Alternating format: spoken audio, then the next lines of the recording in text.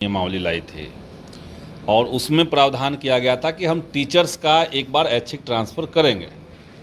उसके बाद बिहार विधानसभा में 2 बार हमने क्वेश्चन किया, जिसका लिखित में जवाब आया कि छठे चरण के बाद जितने टीचर हैं उनका ऐच्छिक ट्रांसफ़र होगा और ख़ास करके महिलाएं और दिव्यांगजनों का ट्रांसफ़र हम लोग करेंगे और घर के नज़दीक उनको ले आएंगे।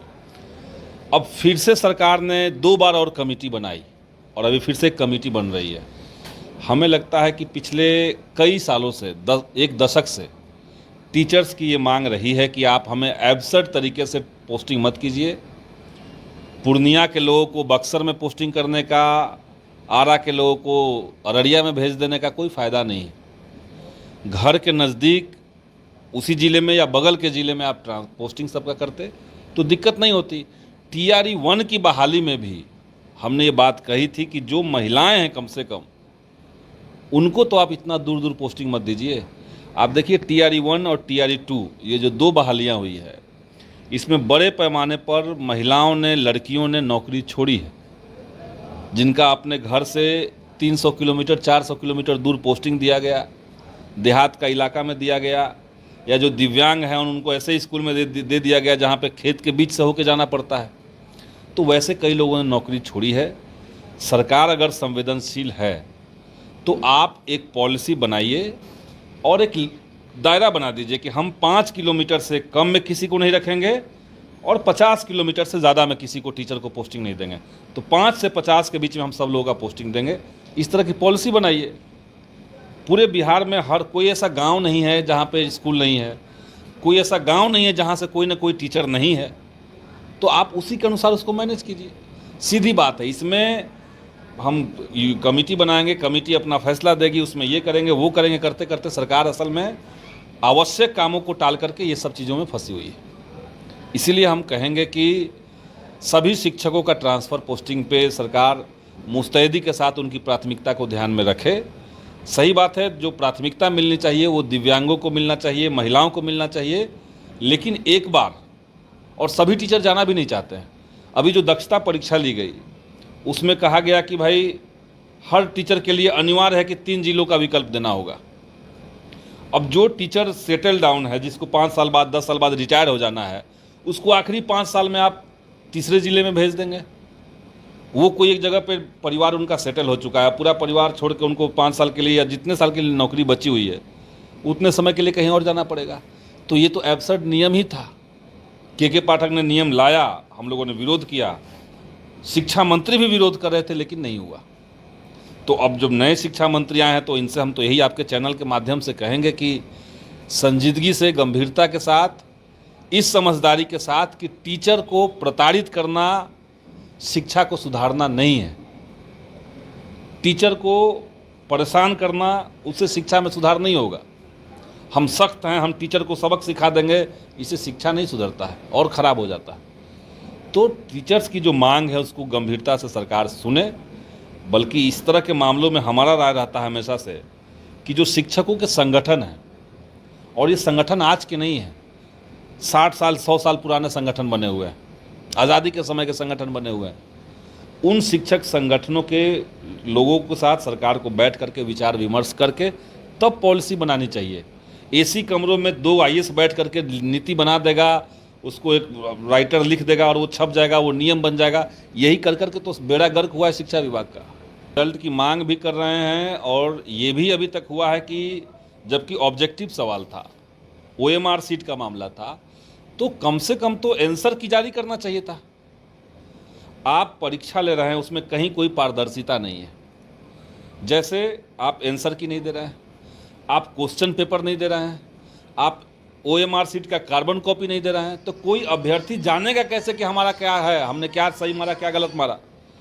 तो कई जगह पे चीज़ों को अपारदर्शी बना देना, ये जो नया टैक्टिस शुरू किया है, ये साफ साफ दिखाता है कि अंदर घालमेल है। चीज़ें जब पारदर्शी नहीं होंगी, स्पष्ट नहीं होंगी, तो उसके अंदर शंका होगा। और यही कारण है कि बिहार के अंदर अभ्यर्थियों को अब परीक्षा की पूरी प्रणाली पर यकीन नहीं रह गया है। एगो रख दीजिए, प्रणाली पर यकीन नहीं रह गया है। तो सरकार को ये इंश्योर करना पड़ेगा कि कैसे परीक्षा प्रणाली पर लोगों का यकीन बने। तो जल्द से जल्द आप रिजल्ट दीजिए। अच्छा, रिजल्ट के समय भी कई सारी मांगे पेंडिंग हैं। जैसे पेंडिंग है कि एक कैंडिडेट को एक ही रिजल्ट देना चाहिए, अभी तक सरकार ने नहीं माना है। आप बहाली निकालते हैं, मान लिया 1 लाख, और 30,000 बच्चे ऐसे रहते हैं जिनका 2 जगह रिजल्ट है। आप काउंट करवा दे रहे हैं कि हम बहाली इतना निकाल रहे हैं, भले आप एक्चुअल में नहीं ले रहे हैं। तो ये जनता की आंखों में धूल झोंकना, अभ्यर्थियों के हितों के साथ खिलवाड़ करना, ये एक टैक्टिस है सरकारों का, और इससे सरकार को बाजाना चाहिए। पिछली सरकार, जब महागठबंधन की बिहार में सरकार थी, तब भी हमने कहा था ये बात कि आप अनाउंस कर रहे हैं कि हम 1,20,000 बहाली ले रहे हैं, आप रिजल्ट निकालते हैं 1,09,000, आप ज्वाइनिंग का लेटर जारी करते हैं 80,000 का और ज्वाइन करते हैं 50,000, तो 1,20,000 का बहाली निकाल रहे हैं और 50,000 ही लोग ज्वाइन कर रहे हैं। तो आप तो एक्चुअली में नौकरी इतना ही दिए, आप डंका जितना पीट लीजिए। तो ये अभ्यर्थी जानते हैं, जो लोग शिक्षा विभाग से जुड़े हुए लोग हैं वो लोग जानते हैं। तो एक कैंडिडेट एक रिजल्ट चाहिए। ये भी सरकार को हमने कहा कि भाई आप डोमिसाइल लागू कीजिए, बिहार का डोमिसाइल लागू करना, 1 कैंडिडेट 1 रिजल्ट देना, पोस्टिंग का समय का पॉलिसी तय करना, ये सब कर लेना चाहिए सरकार को पहले से। लेकिन हमें लगता है कि उसमें कोई गंभीरता नहीं है। बिहार के साथ दुर्भाग्य ये रहा है कि यहाँ की सरकार का शिक्षा के प्रति जो नज़रिया है उसमें प्रायोरिटाइज नहीं है। शिक्षा, एजुकेशन को प्रायोरिटी में, प्राथमिकता में सरकार ने नहीं रखा। सबसे अंतिम पायदान पर शिक्षा को रखा हुआ है, इसीलिए सरकार का ध्यान नहीं है। चंद IAS के भरोसे छोड़ दिया गया है। अब वो मनमानी किए जा रहे हैं, और जो मनमानी में गड़बड़ी पाई जाती है उस पर कोई कार्रवाई नहीं है। जैसे अभी हाई कोर्ट ने, आप देखिए कि TRE 1 की बहाली में हाई कोर्ट ने कितनी फटकार लगाई सरकार को। TRE 1 में जैसे कंप्यूटर साइंस का सब्जेक्ट था, भारी गड़बड़ी का उसमें मामला सामने आया है।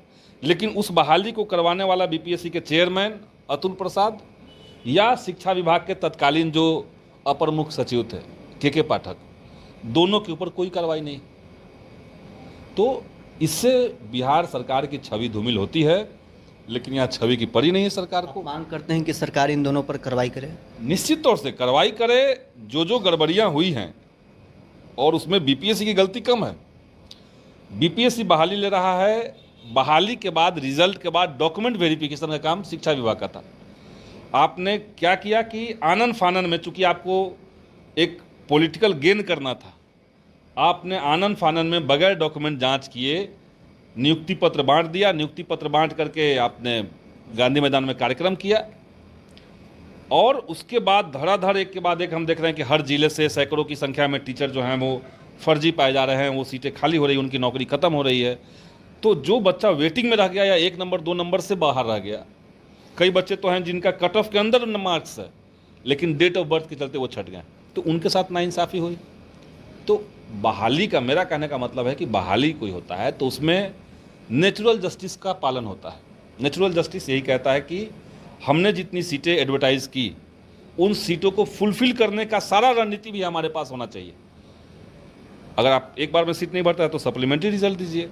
उस पर भी आनंद फानंद में नहीं दिया गया। अभी तक विधानसभा में मांग किया गया, सरकार ने कहा कि देंगे, तब भी नहीं दिया। मुख्यमंत्री ने सदन में कहा कि 10 से 4 ही स्कूल चलेगा, तब भी लागू नहीं हुआ। मंत्री जी ने कहा कि आउटसोर्सिंग एजेंसी बिहार के अंदर नहीं होना चाहिए, एजुकेशन के अंदर, तब भी हुआ। यानी बिहार के भीतर नीतीश कुमार का शासन चलाने का जो तरीका है, उसमें न तो कोई जनता के चुने हुए प्रतिनिधि, न तो कोई माननीय मंत्री, और न स्वयं मुख्यमंत्री इनका कुछ चल रहा है। कुछ अधिकारी सत्ता के ऊपर हावी हैं, लोकतंत्र के ऊपर हावी हैं, और ये एक मॉडल बनते जा रहा है बिहार के अंदर। और कुछ लोगों को लगता है कि ये गुड गवर्नेंस है। ये गुड गवर्नेंस नहीं है, ये अनडेमोक्रेटिक और अनिवार्य रूप से करप्ट गवर्नमेंट, अनिवार्य रूप से जो शक्ति जो दिखा रहा है कि हम बहुत सख्त हैं, लेकिन नीतियां भ्रष्टाचार वाला बना रहा है, वो लोग करप्शन कर रहे हैं। आउटसोर्सिंग एजेंसी में करप्शन है, BPSC की बहाली में ये जो विलम्ब हो रहा है, इसमें करप्शन का संभावना है।